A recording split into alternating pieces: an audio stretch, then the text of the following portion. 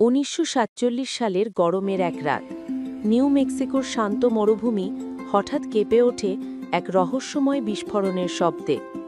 পরের সকালে এক কৃষক তার মাঠে গিয়ে দেখেন মাটির উপর ছড়িয়ে ছিটিয়ে আছে অদ্ভুত সব ধাতব টুকরো। কিছু ধাতু ধাতুর মতো হলেও ভাঙে না, পড়ে না, আর ভাঁজ করলে নিজে থেকে আগের অবস্থায় ফিরে যায়, যেন পৃথিবীর কোনো কারখানায় তৈরি নয়।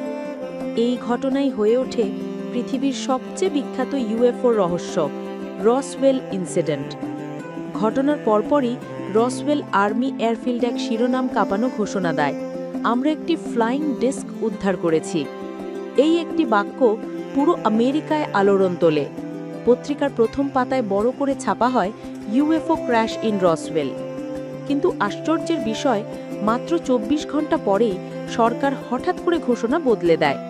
তাদের নতুন কথা, এটা কোনো ইউএফও নয়, এটি ছিল একটি ওয়েদার বেলুন। কিন্তু প্রশ্ন হলো, একটা সাধারণ আবহাওয়া বেলুনকে প্রথমে ফ্লাইং ডিস্ক বলা হলো কেন?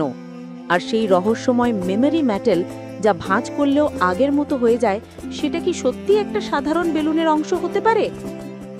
অনেক সাক্ষী দাবি করেন তারা দুর্ঘটনাস্থলে শুধু ধাতব টুকরো নয়, অদ্ভুত ছোট আকৃতির দেহও দেখেছেন। সেনাবাহিনী দ্রুত এসে পুরো এলাকা ঘিরে ফেলে, সব প্রমাণ জব্দ করে এবং রহস্যজনকভাবে তাদেরকে চুপ থাকতে বাধ্য করা হয়।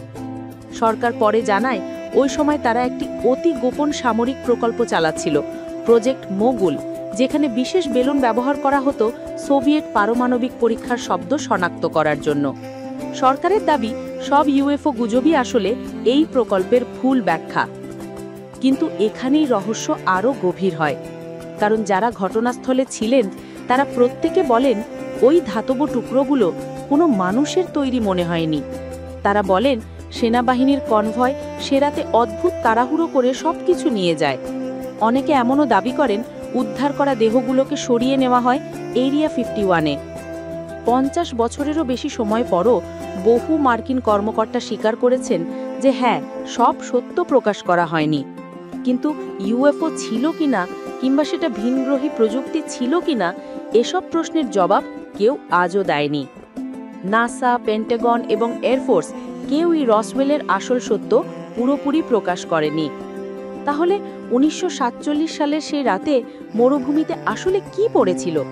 এটা কি সত্যিই ছিল ভিনগ্রহী কোনো যান, নাকি এমন কোনো সুপার টেকনোলজি যা সরকার আজও লুকিয়ে রেখেছে? রসওয়েল আজও পৃথিবীর সবচেয়ে বড় এলিয়েন রহস্যগুলোর মধ্যে একটি, আর সত্যটা হয়তো এখনও কোথাও গোপনে লুকিয়ে আছে। এই ধরনের আরও রহস্যময়, অবিশ্বাস্য সায়েন্স স্টোরি পেতে আমাদের চ্যানেল অবসেশনকে লাইক, শেয়ার আর অবশ্যই সাবস্ক্রাইব করে রেখো। আর তোমার কি মনে হয়, রসওয়েলের ঘটনার পিছনে আসল সত্যটা কি? এটা কি ইউএফও, নাকি সরকারের গোপন কোনো পরীক্ষা? তোমার মতামতটা কমেন্টে লিখে জানাতে ভুলবে না।